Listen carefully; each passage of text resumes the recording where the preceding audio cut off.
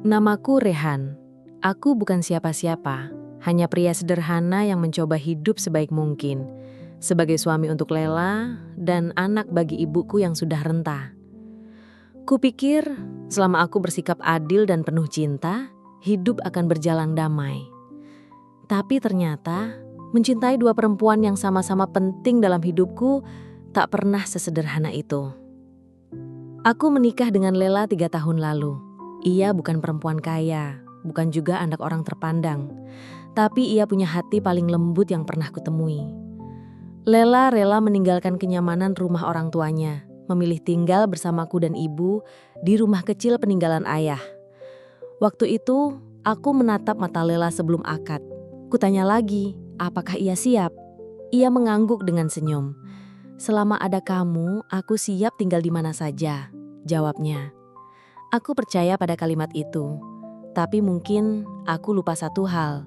Bersama seseorang dalam rumah belum tentu berarti bersama dalam kedamaian. "Lela, kamu tuh masak sambelnya kebanyakan garam. Lidah saya bukan tambang garam."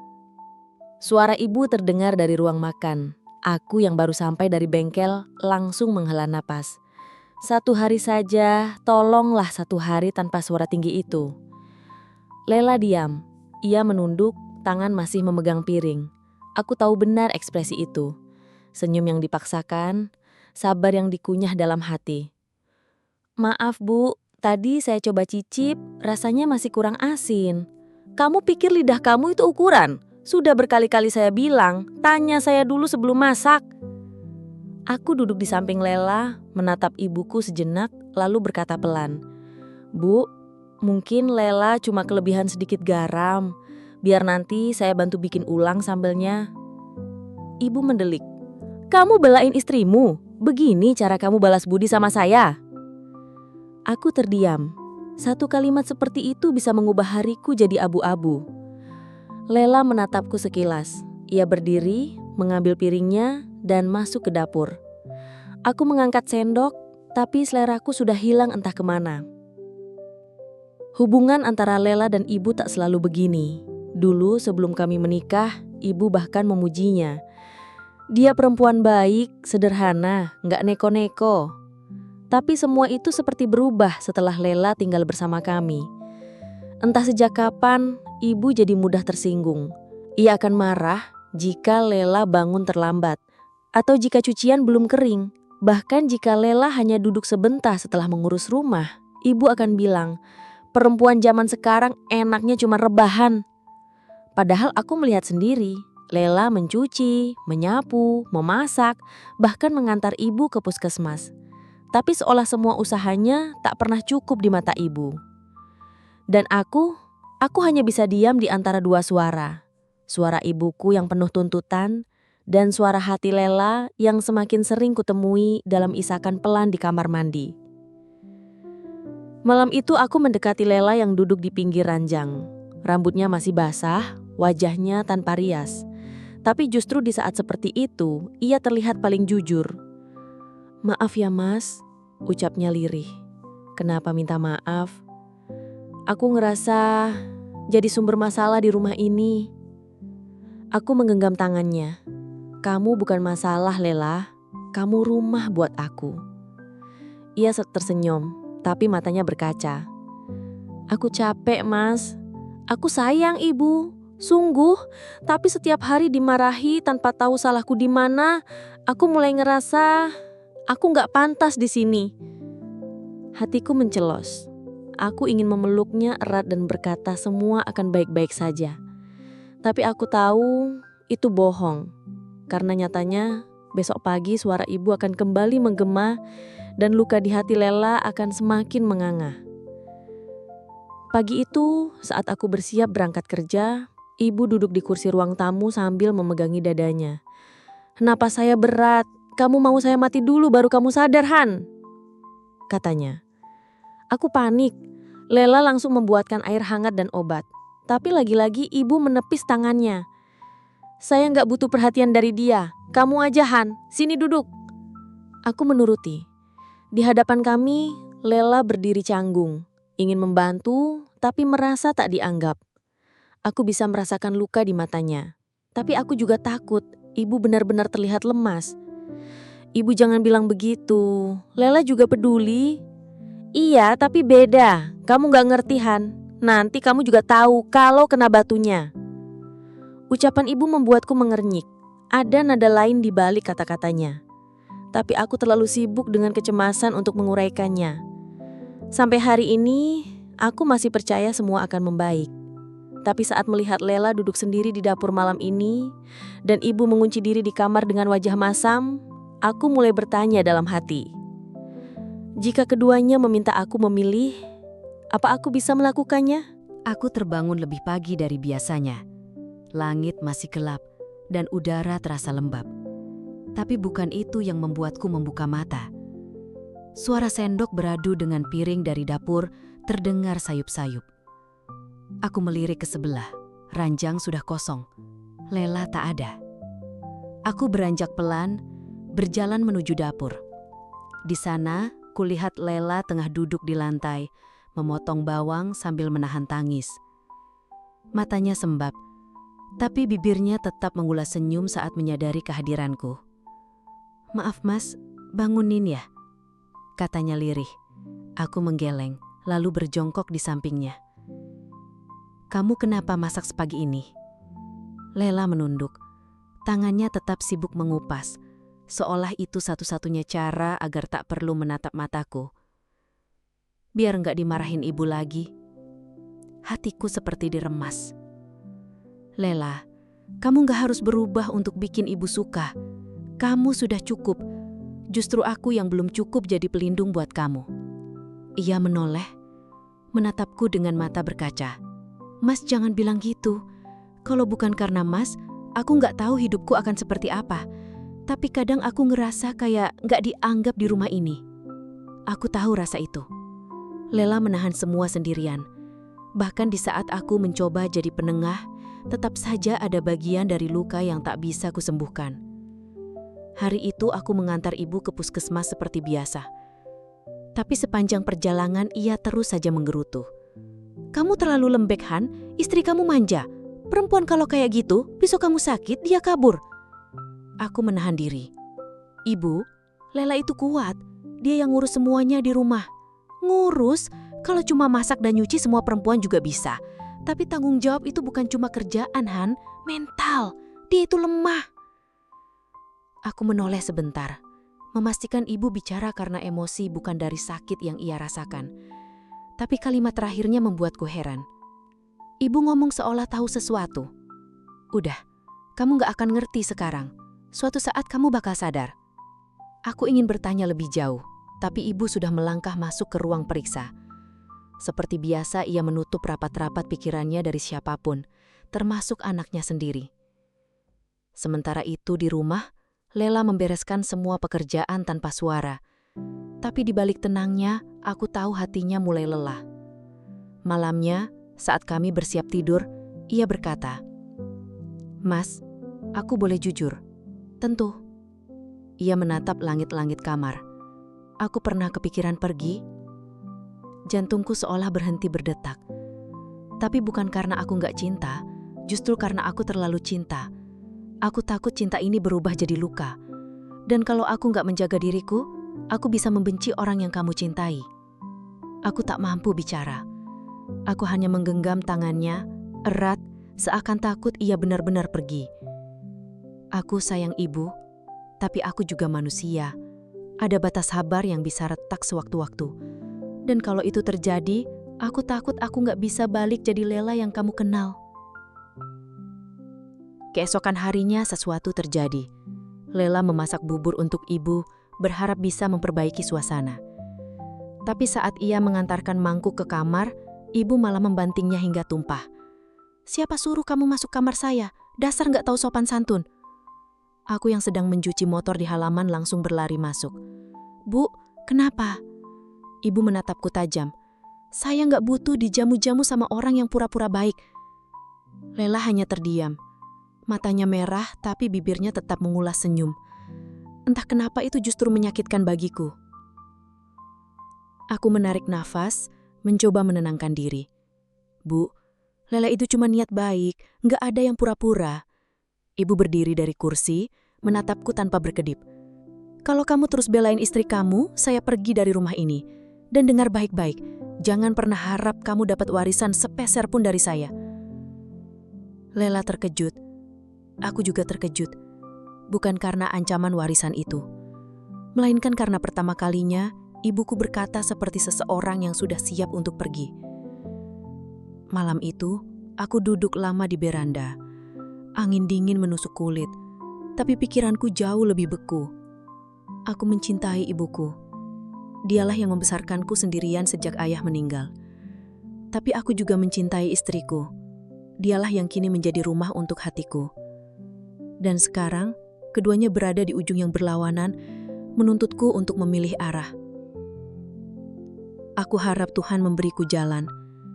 Karena semakin hari, senyum Lela semakin lelah, dan tubuh ibu semakin melemah.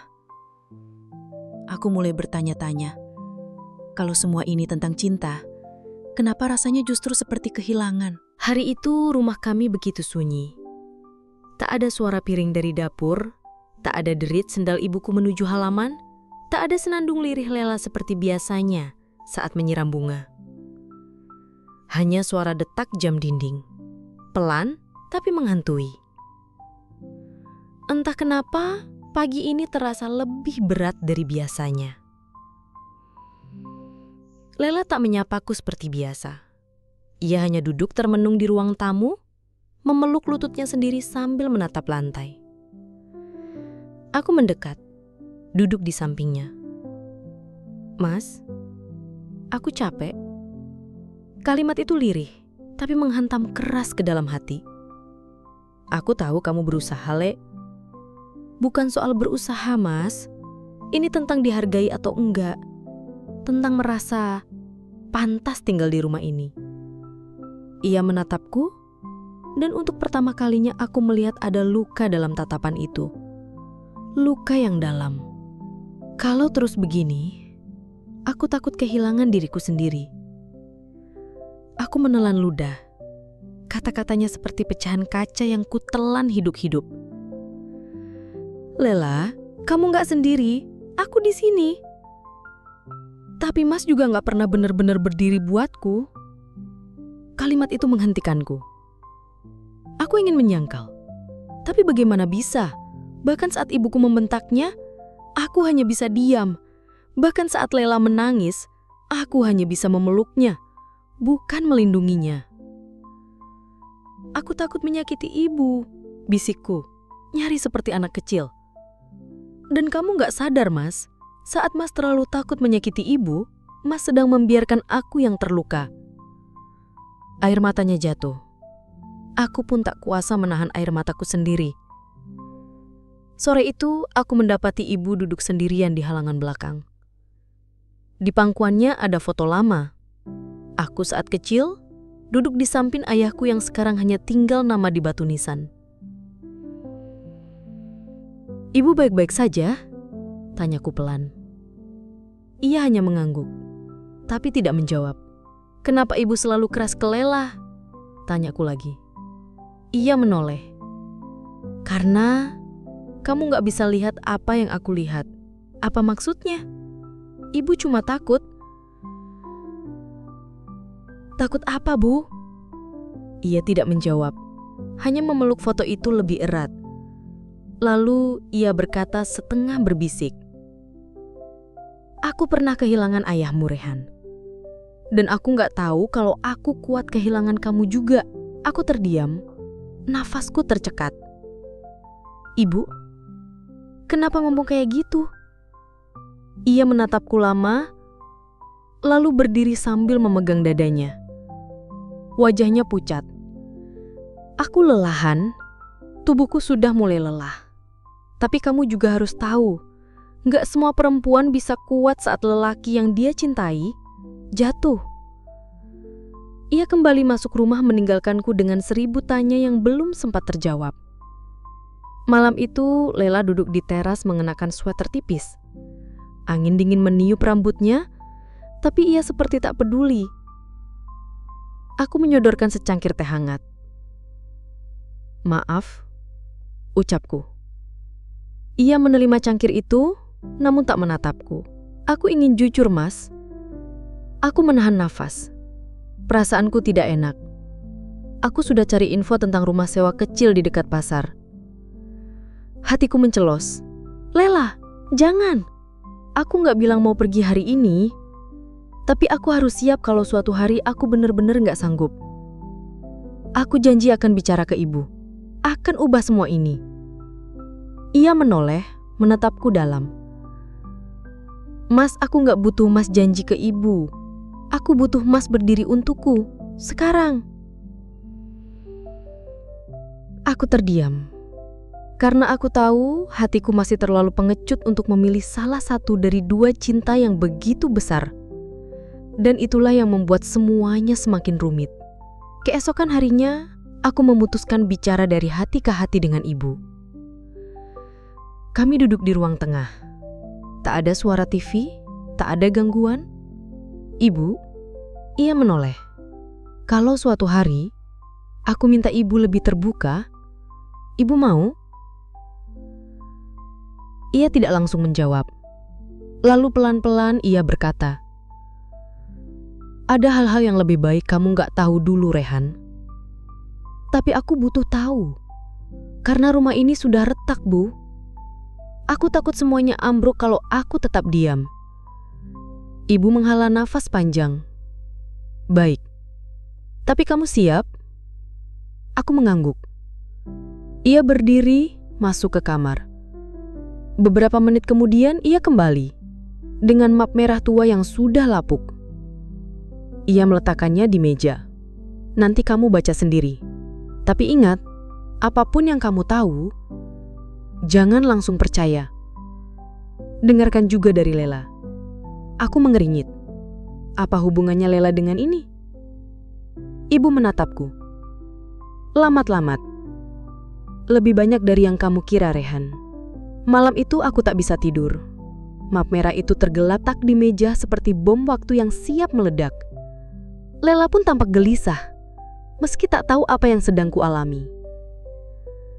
Aku menatap langit-langit kamar yang gelap, lalu menatap punggung Lela yang membelakangiku.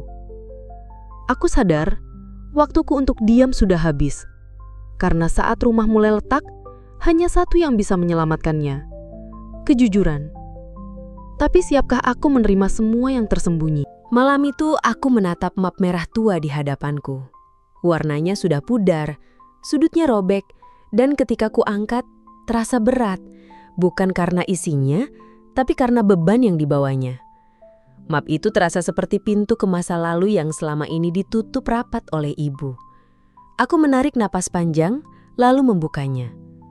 Di dalamnya ada beberapa lembar hasil pemeriksaan medis. Nama pasiennya, aku sendiri. Jantungku seperti berhenti berdetak sesaat. Mataku menelusuri deretan angka dan istilah medis yang asing tapi mengerikan. Diagnosa, penyakit jantung bawaan. Kelainan katup mitral. Tanganku gemetar. Ini semacam mimpi buruk yang baru dimulai. Kupelajari satu persatu dokumen itu, ada hasil EKG, ada surat rujukan ke rumah sakit jantung, dan yang paling membuatku terpaku adalah selembar kertas berjudul Surat Pernyataan Penundaan Operasi. Itu tanda tanganku, dan aku bahkan tak mengingat kapan aku menandatanganinya. Aku merasa terhisap ke dalam pusaran waktu. Wajah ibu yang sering gelisah, yang selalu menyuruhku minum obat meski aku merasa sehat-sehat saja, semua potongan itu mulai menyatu. Ibu, selama ini menyembunyikan penyakitku. Tapi kenapa? Dan Lela, dia tidak tahu soal ini. Atau apakah dia tahu? Pagi harinya aku duduk di meja makan dengan wajah murung. Ibu tampak tenang seperti biasa, sedang mengaduk teh manisnya. Bu, kenapa ibu gak pernah bilang soal ini? Ibu menatapku, tak terkejut.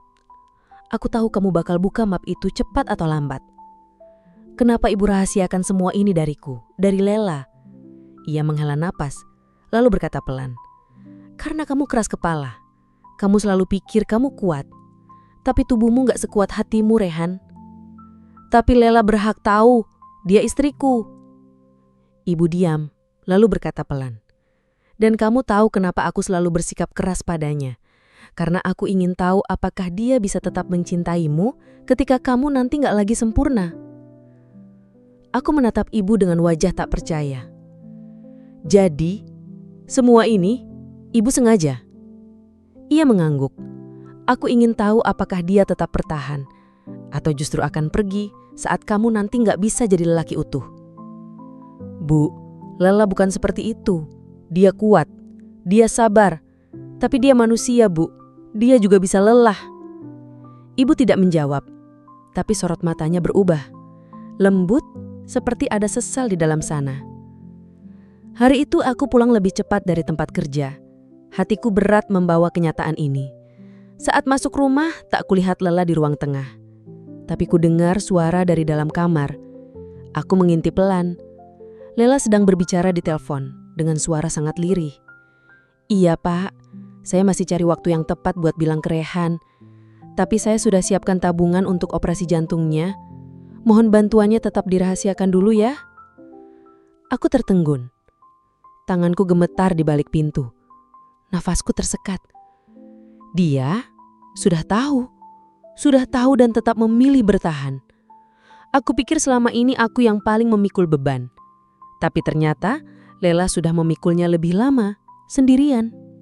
Malamnya aku duduk di samping Lela yang masih tak tahu bahwa aku mendengar semuanya.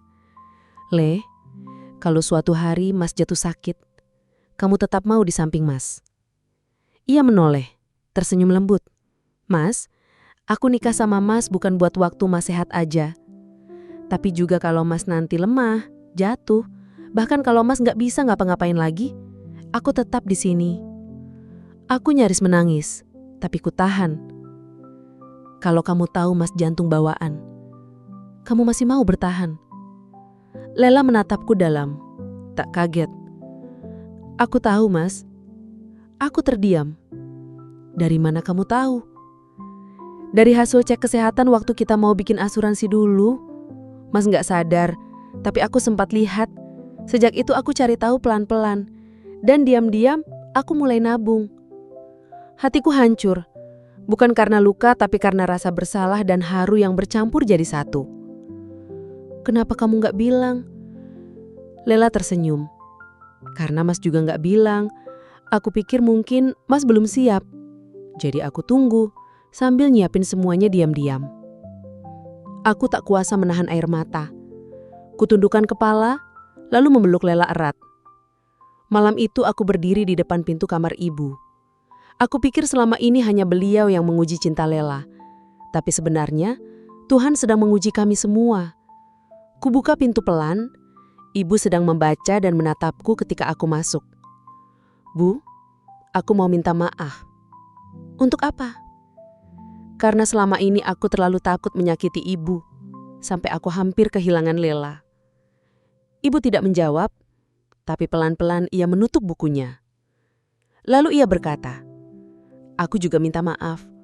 Mungkin caraku salah, tapi niat ibu cuma satu, yaitu memastikan kamu dikelilingi orang yang tulus. Aku menggenggam tangan ibu, hangat dan mulai berkerut. Ibu berhasil, tapi aku juga harus minta satu hal. Apa itu? Tolong izinkan Lela merasa seperti anak sendiri. Jangan jadi musuhnya. Karena dia bukan saingan ibu. Dia justru jadi alasan Atu masih bisa bertahan. Ibu terdiam lama, lalu mengangguk pelan. Aku akan coba, untuk kamu dan untuk dia juga. Malam itu untuk pertama kalinya dalam waktu yang lama, aku merasa rumah ini mulai terasa hangat. Masih banyak yang harus kami perbaiki, tapi satu pintu sudah terbuka, dan itu cukup untuk memulai segalanya. Tapi aku tak tahu, badai yang lebih besar justru sedang mengintai di depan. Dan apakah cinta saja cukup untuk menghadapi semuanya? Matahari pagi menyelinap masuk lewat celah jendela kamar. Aku membuka mata dengan perasaan berbeda dari hari-hari sebelumnya. Ada kehangatan di dada yang tak bisa kujelaskan dengan kata-kata. Semalam, aku dan Lela bicara dari hati ke hati. Dan untuk pertama kalinya, aku merasa tidak sendirian menghadapi semuanya. Tapi tubuhku rasanya semakin lemah. Aku coba bangun perlahan. Dada kiriku terasa sesak, tapi aku menahannya. Tidak sekarang. Aku harus kuat. Setidaknya sampai aku bisa menyelesaikan semuanya. Urusan rumah, ibu, dan rencana pengobatan. Di dapur, Lela sudah sibuk memasak. Aroma tumis buncis dan telur dadar menyambutku. "Mas, sarapan dulu ya," katanya sambil tersenyum. Aku mengangguk, berusaha menyembunyikan rasa sakit yang baru saja datang di dada. Lalu ibu muncul. Tak seperti biasanya, ia duduk di meja makan tanpa suara. Tidak ada komentar soal masakan, tidak ada lirikan sinis. Hanya diam. Lela menyajikan makanan ke piring ibu, lalu duduk dengan sopan. "Ibu, saya masakin buncis kesukaan ibu. Semoga cocok ya." Ibu hanya menatapnya sejenak, lalu dengan pelan berkata, "Makasih, Le." Aku nyaris tak percaya dengan apa yang kudengar. Tapi Lela tersenyum seolah sudah tahu itu akan datang. Hari-hari berikutnya berjalan lebih tenang. Ibu sudah jarang memarahi Lela. Bahkan sesekali mereka mulai berbicara ringan tentang sayur, tentang cuaca, tentang tetangga. Mungkin ini permulaan yang baik. Tapi tubuhku tidak sejalan dengan keadaan. Aku makin sering berasa lelah. Nafasku pendek. Terkadang jantungku berdetak terlalu cepat, lalu melambat seperti rem yang mengunci. Aku belum bilang ke Lela dan ibu. Mereka terlihat mulai bahagia, aku tidak ingin merusaknya. Sore itu aku duduk di teras rumah, menatap langit yang perlahan berubah jingga. Di sampingku, Lela duduk diam sambil menyeruput teh hangat. "Mas? Kalau Mas diberi pilihan untuk sembuh, tapi harus menjauh dari aku dan ibu, Mas bakal pilih apa?" Pertanyaan itu membuatku tertegun. "Kenapa kamu tanya begitu?" Lela menatapku dengan mata berkaca. "Enggak tahu, aku cuma kepikiran aja. Kadang aku ngerasa Tuhan ngasih kita semua cobaan ini, biar kita milih, mau terus bareng atau harus lepas demi kebaikan." Aku menggenggam tangannya erat. "Selama kamu mau tetap di sampingku, aku gak akan kemana-mana." Ia tersenyum, tapi senyum itu seperti menyimpan rasa takut yang tak terucap. Malamnya, aku terbangun karena rasa sakit di dada yang begitu hebat. Nafasku tersengal-sengal, tubuhku dingin, dan pandanganku berkunang-kunang. Aku berjalan ke kamar mandi, mencuci wajah lalu menatap diriku di cermin. Wajahku pucat, kantung mataku hitam. Aku tampak seperti orang yang setengah hidup. Tiba-tiba, pintu kamar mandi diketuk pelan. "Mas? Mas gak apa-apa?" Suara Lela terdengar panik. Aku buru-buru membasuh wajah dan membuka pintu. "Gak apa-apa, Mas cuma kebelet aja," jawabku sambil memaksakan senyum. Lela mengamatiku tajam. "Mas bohong." Aku tak sanggup menjawab. Lela lalu menarikku masuk kamar dan menyuruhku duduk. "Mas, aku udah lama tahu kondisi Mas makin parah. Tapi aku diam karena aku gak mau maksa Mas ngomong." Aku menunduk. "Aku takut, Le. Kalau Mas jujur, Mas takut ngelihat kamu sedih. Takut ngelihat ibu menangis. Mas cuma pingin semuanya tetap seperti ini." "Kalau Mas jujur, aku justru lega. Karena itu artinya kita bisa lewatin ini sama-sama." Aku menatapnya. Mata kami saling berbicara dalam diam. Lalu Lela mengeluarkan map biru dari lemari kecil di samping tempat tidur. "Ini tabungan yang aku kumpulin, Mas. Aku udah hubungi rumah sakit, udah dapat jadwal konsultasi, bahkan udah siapin tempat tinggal dekat rumah sakit selama masa pemulihan nanti." Tanganku gemetar ketika menyentuh map itu. "Kenapa kamu ngelakuin ini semua?" tanyaku nyaris berbisik. "Karena aku cinta sama Mas, dan aku gak mau kehilangan Mas, itu aja." Air mataku jatuh tanpa bisa kutahan. Aku peluk Lela erat, satu-satunya tempat di dunia ini yang membuatku merasa utuh meski tubuhku makin rapuh. Beberapa hari kemudian, aku menemani ibu ke puskesmas untuk periksa tekanan darah. Di ruang tunggu, aku duduk di sampingnya. Ibu membuka percakapan. Kamu tahu Rehan, ibu tuh takut kehilangan kamu lebih dari apapun. Tapi ibu juga sadar, ibu gak bisa jagain kamu selamanya. Aku menggenggam tangan ibu. Aku tahu, Bu. Dan Lela, dia bukan cuma istri, dia penjagaku juga sekarang. Ibu tersenyum tipis. Ibu bisa lihat itu sekarang. Dulu ibu terlalu takut dia tinggalin kamu, makanya ibu uji dia. Tapi ternyata dia yang paling kuat di antara kita semua. Aku memeluk ibu, pelan tapi penuh rasa. Aku bersyukur ibu masih di sini. Dan aku janji, Bu, masih ada waktu buat kita bertiga bahagia meskipun gak lama. Ibu menatapku tajam.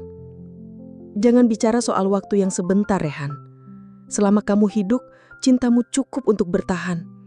Bahkan kalau waktumu tinggal sebentar lagi, kamu tetap bisa jadi alasan buat kita kuat.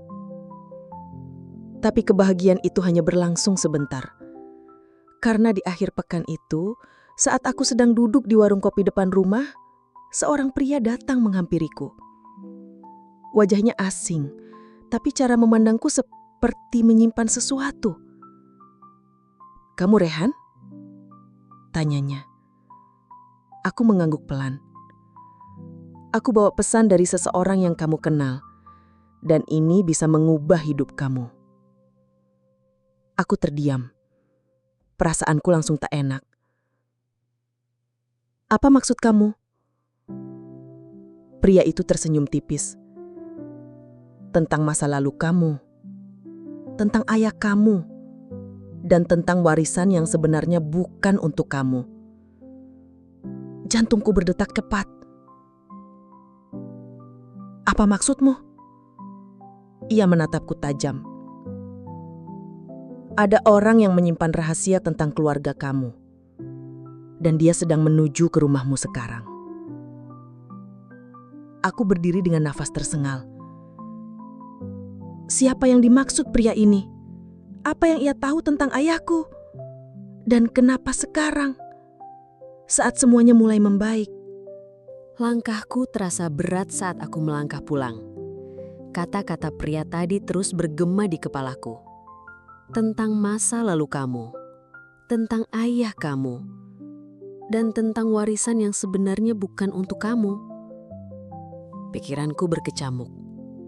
Ayah sudah meninggal belasan tahun lalu, dan selama ini ibu selalu bilang bahwa semua peninggalan ayah adalah untukku, satu-satunya anak laki-lakinya. Tapi kalau yang dikatakan pria itu benar, berarti selama ini aku hidup dalam kebohongan. Aku mempercepat langkah, dan ketika sampai di depan rumah, kulihat sebuah mobil hitam asing terparkir di depan pagar. Hati ini semakin tak karuan. Di ruang tamu, Lela sedang menyuguhkan teh untuk seorang pria tua dengan jas rapi. Ibu duduk di sisi lain, wajahnya pucat seperti habis melihat hantu. "Mas, ini Pak Hendra. Katanya dia kenal ayah," ujar Lela lirih sambil berdiri mendekat. Aku mengangguk pelan, berusaha menyembunyikan getaran dalam suaraku. "Selamat sore, Pak. Saya Rehan." Pak Hendra berdiri, menjabat tanganku dengan erat. Tatapannya tajam, tapi tidak mengintimidasi. "Sore Rehan, sudah lama saya ingin bertemu kamu." Aku duduk perlahan. Waktu seperti melambat saat aku dibaringkan di ranjang operasi. Lampu-lampu putih menyilaukan di atas kepala, aroma antiseptik yang menusuk, dan suara langkah kaki para tim medis yang terdengar cepat namun tenang. Semua bercampur jadi satu dalam kesadaran yang perlahan memudar. Dalam benakku, wajah-wajah orang yang kucinta bermunculan satu persatu. Lela, Ibu, Galang. Mereka semua hadir, menyusup dalam sela-sela napasku yang mulai berat. Hatiku bergetar, bukan karena takut mati, tapi karena sadar aku telah mencintai terlalu banyak orang dalam waktu yang terlalu sempit. Satu suara lembut dari dokter membuyarkan lamunanku. "Pak Rehan, kami mulai menghitung ya, tarik napas dalam." Dan setelah itu, segalanya menjadi gelap. Sementara itu, di ruang tunggu, Lela menggenggam erat tasbih kecil pemberian mendiang ayah Rehan. Ia duduk di antara ibu mertuanya dan Pak Hendra, menanti detik demi detik dengan dada berdegup tak karuan. Ibu Rehan terlihat jauh lebih tenang hari ini. Matanya kosong, namun senyumnya mengandung ketabahan yang langka. Entah bagaimana, rasa dendam, kesal, dan salah paham yang pernah ada antara dia dan Lela hilang begitu saja. Mereka tak lagi berseteru. Di hadapan kematian, semua perbedaan melebur jadi satu. "Maafkan Ibu Leh," kata Bu Rahmi pelan. "Ibu terlalu keras sama kamu, tapi kamu tetap bertahan." Lela menoleh, tangannya meraih tangan ibu mertuanya dengan tulus. "Saya nggak bertahan karena saya kuat, Bu, tapi karena saya cinta Rehan. Dan saya tahu Mas Rehan nggak akan bisa hidup tanpa ibunya." Bu Rahmi tak bisa menahan tangis. Untuk pertama kalinya mereka menangis bersama, bukan karena saling melukai, tapi karena sama-sama takut kehilangan seseorang yang mereka cintai sepenuh hati. Waktu berjalan, jam demi jam berlalu, sampai akhirnya pintu ruang operasi terbuka. Dokter keluar dengan wajah lelah namun tenang. Semua mata tertuju padanya, seakan kalimat yang akan ia ucapkan bisa menentukan hidup atau mati. Operasi berhasil. Pak Rehan dalam kondisi stabil. Tapi kami perlu memantau selama 24 jam ke depan. Ini masa kritis. Tangis bahagia pecah. Lela jatuh terduduk menangis sesegukan. Bu Rahmi menunduk mengucap syukur berkali-kali. Namun kebahagiaan itu tak lengkap, karena satu kursi kosong di ruang tunggu tak pernah diisi kembali. Galang, pemuda yang hanya sempat hadir sebentar dalam kehidupan Rehan, tapi telah meninggalkan jejak sebesar lautan. Hari berganti. Rehan sadar dari tidurnya. Matanya membuka perlahan, dan pandangannya langsung disambut senyuman Lela yang begitu hangat. "Mas, Alhamdulillah, Mas bangun." Aku tersenyum lemah. "Aku masih hidup." "Iya, Mas berhasil. Operasinya sukses. Tapi Galang udah gak ada." Aku terdiam. Sakit di dadaku tak bisa dijelaskan hanya dengan kata. Bukan karena bekas operasi, tapi karena kehilangan. Air mata menetes. Kenapa dia tega kasih jantungnya buat aku? Lela memelukku. Karena dia tahu Mas adalah kakaknya, dan karena dia juga ingin hidup dalam detak jantung Mas. Beberapa minggu kemudian, aku dan Lela mengunjungi makam Galang bersama ibu dan Pak Hendra. Di antara bunga tabur dan doa, aku menunduk membisikkan kalimat pelan ke pusarnya. "Terima kasih adik. Karena kamu, aku masih hidup. Dan mulai sekarang, aku akan hidup untuk 2 orang." Ibu menggandeng lenganku. Lela memelukku dari sisi lain. Untuk pertama kalinya dalam hidupku, aku merasa benar-benar ditemani. Bukan hanya oleh tubuh-tubuh yang ada, tapi oleh cinta yang tak terlihat. Dan dalam diam, aku sadar, cinta yang tulus memang menyakitkan, tapi detaknya akan hidup selamanya. Cahaya putih menyilaukan itu membuat mataku berdenyut pelan. Suara-suara asing berdengung di telinga, samar, seperti dipisahkan oleh dinding kaca.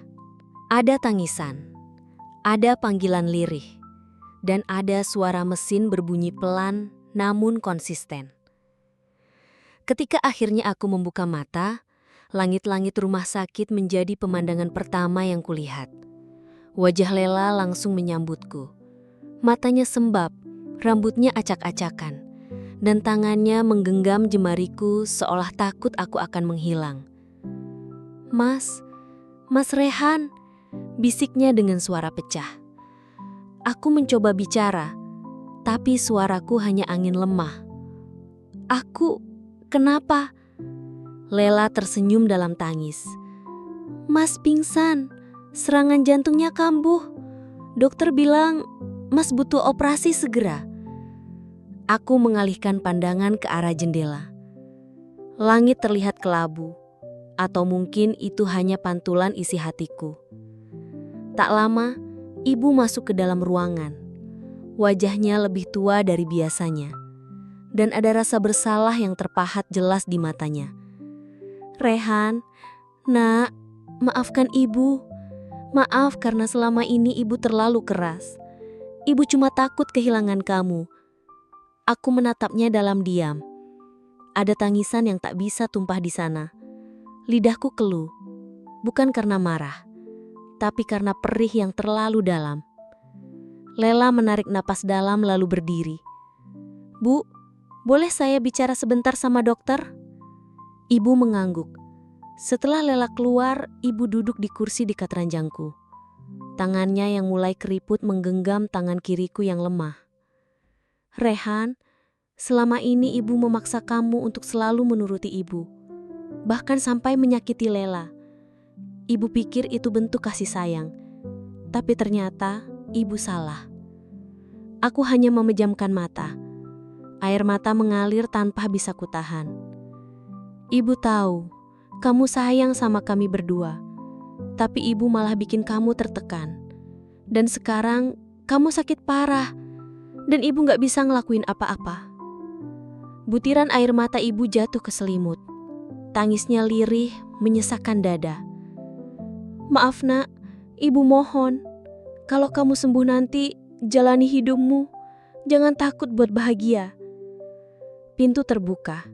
Lela masuk lagi bersama dokter membawa kabar yang membuat ruangan terasa lebih sempit dari sebelumnya. Pak Rehan harus menjalani operasi dalam waktu dekat. Kondisinya makin melemah. Kami sudah masukkan ke daftar tunggu untuk donor jantung cadangan, tapi itu belum tentu datang tepat waktu. Aku menatap dokter dengan tatapan kosong. Operasi, donor. Semua kata itu terdengar seperti vonis. Malamnya, Lela menemaniku di kamar. Ia duduk diam sambil menatap jendela. Aku tahu ada sesuatu yang disimpannya sejak lama. Dan akhirnya dia bicara. Mas, aku tahu kamu punya penyakit jantung bawaan. Aku tahu dari awal. Aku menoleh pelan, menatapnya. Kamu tahu? Lela mengangguk. Matanya mulai basah. Waktu kamu ngelamar aku sempat ragu. Tapi aku cari tahu tentang kamu. Aku ketemu dokter lama yang pernah nanganin kamu waktu SMA. Dari situ, aku tahu semuanya. Tapi aku tetap memilih menikah sama kamu. Aku terdiam. Hatiku sesak. Kenapa kamu gak pernah bilang? Ia menggenggam tanganku erat. Karena aku gak mau kamu merasa jadi beban. Aku cuma pengen kamu tahu, aku sayang kamu. Bukan karena kamu sehat atau sakit, tapi karena kamu adalah rumahku. Aku tak bisa menahan tangis. Air mata tumpah, kali ini tanpa malu. Aku seperti menemukan kembali diriku yang dulu, yang pernah percaya bahwa cinta adalah hal paling sederhana dan paling kuat. Angin pagi berhembus lembut menerpa wajahku saat aku duduk di beranda rumah. Bukan rumah yang sama seperti dulu.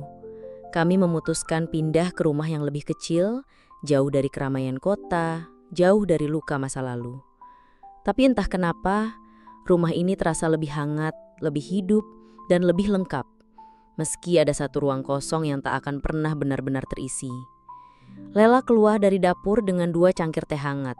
Wajahnya tampak segar, matanya tak lagi sembab seperti hari-hari penuh tangis tempo hari. Ada kilau baru dalam tatapannya, seolah kehidupan memberinya cahaya setelah hujan panjang. "Mas sudah minum obat belum?" tanyanya lembut sambil menyodorkan teh. Aku tersenyum. "Udah barusan.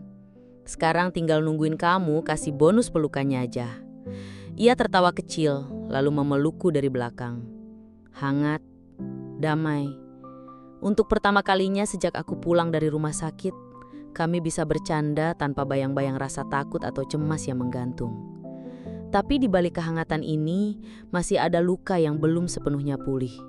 Terutama dari ibu. Ibu kini tinggal bersama kami. Awalnya aku khawatir, apakah ibu dan Lela bisa benar-benar berdamai? Apakah luka yang pernah menganga bisa sembuh hanya karena peristiwa besar seperti itu? Tapi ternyata mereka berubah.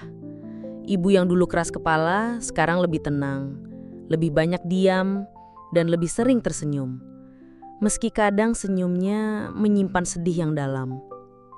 Dan Lela, ia jauh lebih sabar, jauh lebih matang dari sebelumnya. Mungkin karena ia sudah melewati ujian yang lebih berat daripada sekedar cemoohan atau kemarahan.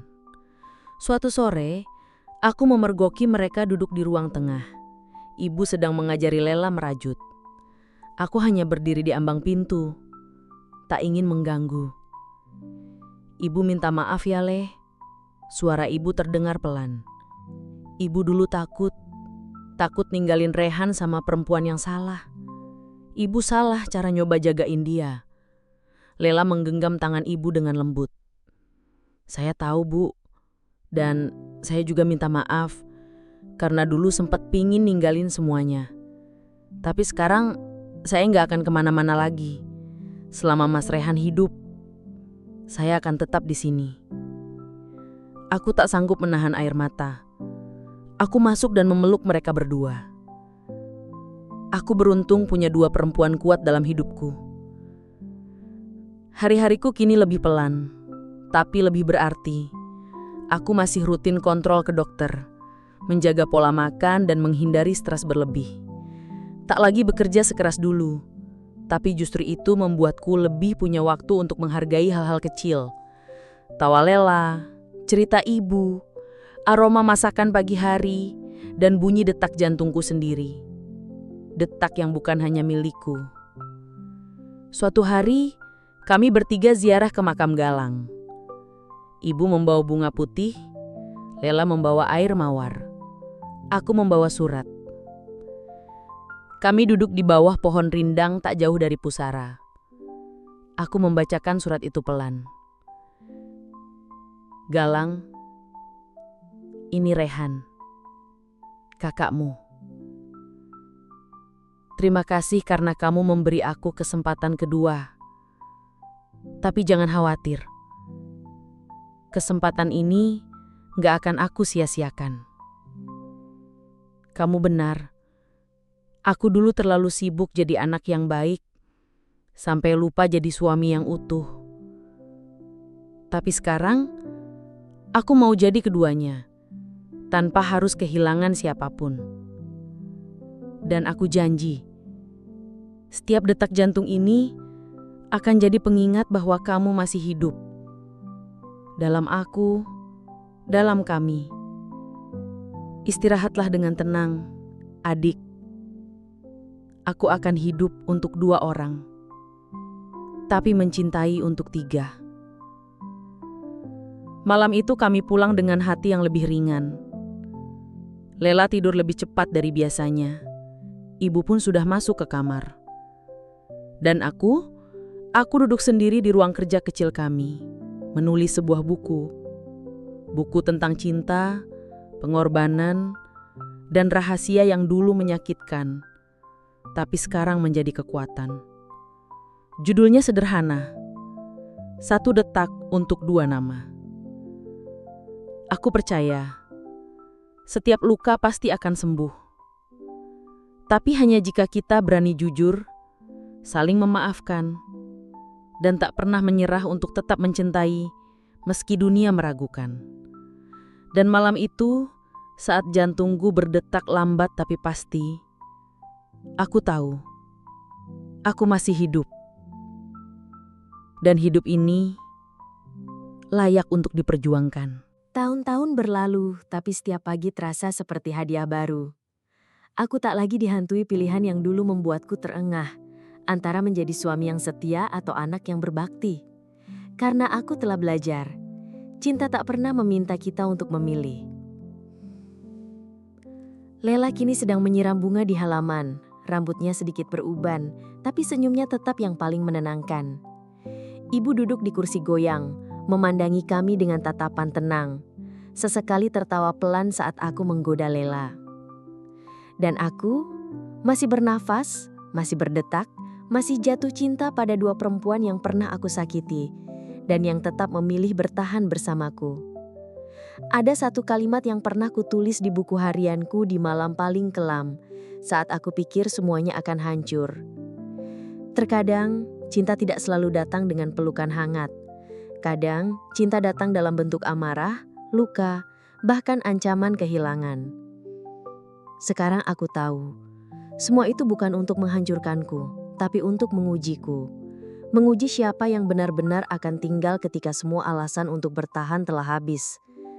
Lela bisa saja pergi, ibu bisa saja menyerah, dan aku bisa saja mati dalam diam. Tapi kami memilih untuk tetap tinggal.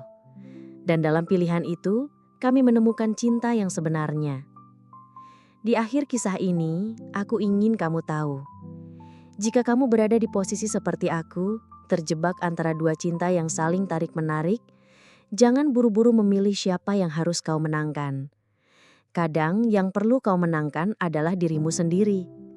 Beranilah untuk bicara, beranilah untuk jujur, dan beranilah untuk tidak selalu benar. Karena cinta sejati tidak selalu tentang siapa yang menang, tapi tentang siapa yang tetap tinggal meski sempat merasa kalah. Jangan menunggu kehilangan untuk memahami arti keberadaan. Jangan menunggu waktu habis untuk mulai mencintai dengan utuh. Jika kisah ini menyentuh hatimu, tinggalkan komentar dan bagikan kepada mereka yang mungkin sedang berada dalam pilihan yang sulit. Karena mungkin, melalui kisah ini, seseorang akan memilih untuk tetap tinggal dan mencintai.